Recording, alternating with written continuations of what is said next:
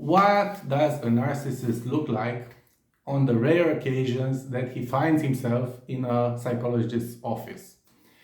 Now, narcissists don't usually find themselves in a psychologist's office or in a therapy environment of their own free will. It's usually because something happened, because they are because someone is insisting that they go see someone because they need help, or it is because something else has happened and they are required to go see someone. So what does that exactly look like? Hi, if you don't know who I am, my name is Claudiu Manea, and for over 10 years now I've been helping families grow stronger together and function better together. Now, going back to the topic of this recording, what does a narcissist look like? Therapy discussion when dealing with a psychologist and all of that. Well, first of all, whenever they find themselves in that setting, and I'm talking about narcissists, men and women alike, because there's no fundamental difference between the two.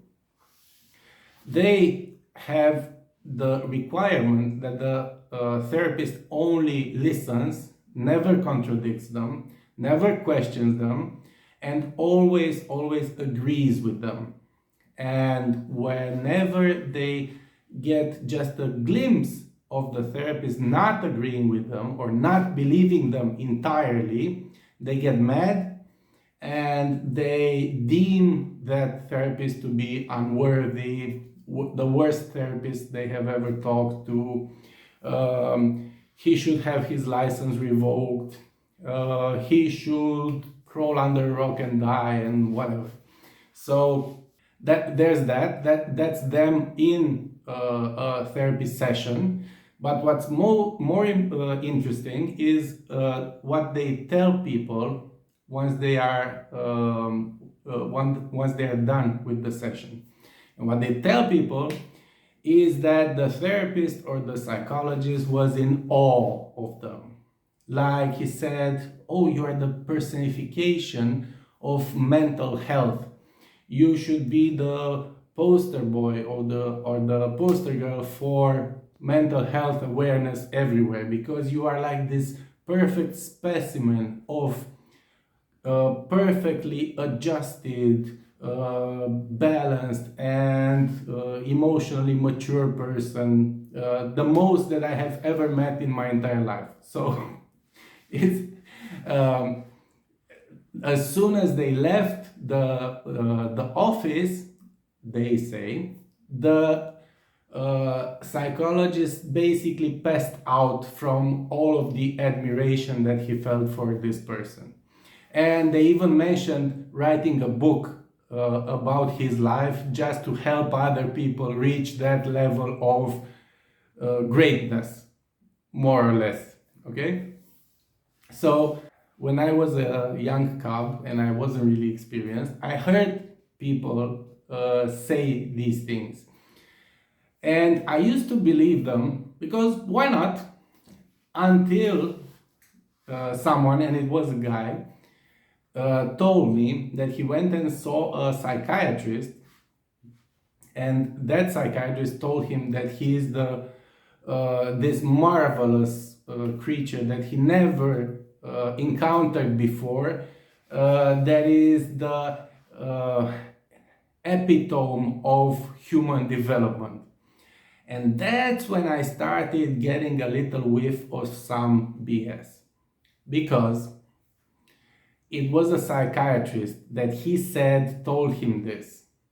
And I don't know if you know a lot of things about psychiatrists, but they use this book, this manual, that's called the DSM.